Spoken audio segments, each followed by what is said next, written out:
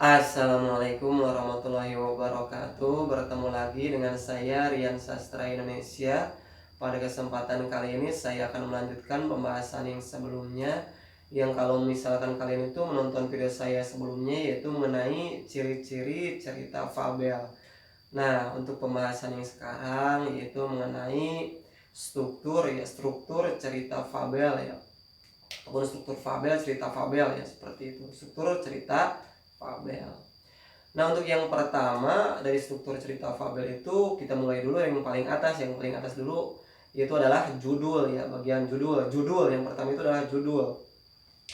Nah, untuk yang seterusnya, struktur yang seterusnya ataupun yang kedua yaitu merupakan orientasi ya. Orientasi merupakan bagian yang berisi mengenai pengenalan awal mengenai latar ataupun tempat, terus setting ataupun waktu, terus suasana, tokoh dan sebagainya, seperti itu.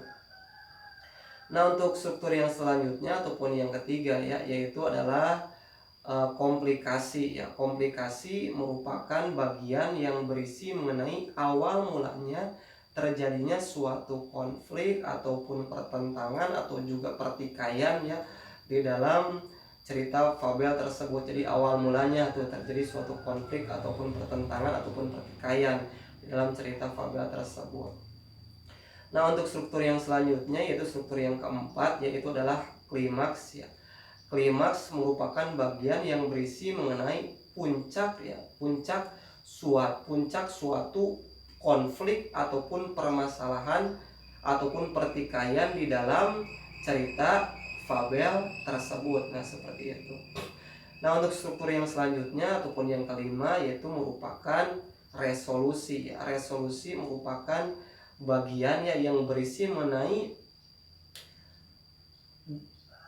penyelesaian. Jadi penyelesaian suatu permasalahan di dalam penyelesaian suatu permasalahan ataupun konflik ataupun pertikaian di dalam cerita fabel tersebut. Nah, seperti itu.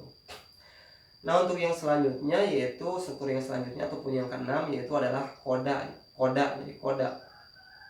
Jadi koda merupakan pesan ya ataupun amanat yang disampaikan oleh si penulis pada cerita fabel tersebut. Jadi pesan itu ada yang disampaikan secara yang tertulis ya, disampaikannya itu ada secara yang tertulis, ada juga yang secara tersirat kalau pesan itu seperti itu. Pada cerita ya seperti itu. Jadi pesan ataupun amanat ya, jadi koda itu merupakan jadi koda itu merupakan pesan ataupun amanat ya yang disampaikan oleh si penulis pada cerita fabel tersebut ya kan. Kebetulan kali ini yaitu mengenai struktur dari cerita fabel, jadi pada cerita fabel tersebut.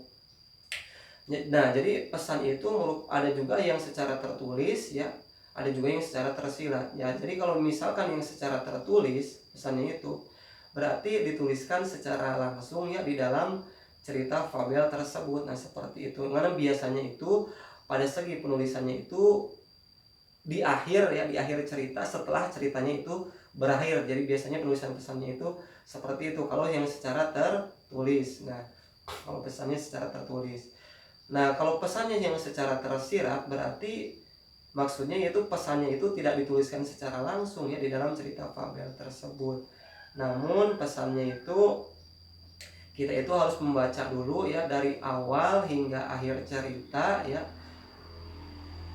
biar kita itu tahu ya, pahami dulu tuh dari awal cerita hingga akhir cerita kita pahami dulu, baru kita bisa menyimpulkan dari isi ataupun kandungannya ya mengenai pesan ataupun amanat yang disampaikan oleh si penulis kita. Jadi bisa kita ambil kesimpulan, jadi pesan ataupun amanatnya itu yang disampaikan oleh si penulis itu seperti apa ataupun bagaimana ataupun apa, seperti itu. Jadi maksud yang secara tersirat itu seperti itu. Jadi kita itu harus membaca dulu keseluruhan biar kita itu paham maksud ataupun makna ataupun isi ataupun kandungannya di dalam cerita fabel tersebut. Jadi kita itu bisa mengambil kesimpulan mengenai pesan ataupun amanat. Jadi maksud dari pesan tersirat itu seperti itu, tidak dituliskan secara langsung ya. Jadi kita itu harus membacanya secara keseluruhan, seperti itu. Harus kita pahami dulu seperti itu. Oke ya, terima kasih telah menonton channel saya ini. Semoga bermanfaat. Jangan lupa like dan share channel saya ini, dan jangan lupa subscribe channel saya ini untuk mendukung ataupun memotivasi saya dalam membuat konten-konten pembelajaran bahasa Indonesia, khususnya pada kesempatan kali ini yaitu pembelajaran bahasa Indonesia untuk kelas 7 SMP. Nah, untuk pembahasan yang selanjutnya nanti saya akan cantumkan linknya di deskripsi. Oke ya, terima kasih. Semoga bermanfaat. Saya akhiri. Wassalamualaikum warahmatullahi wabarakatuh.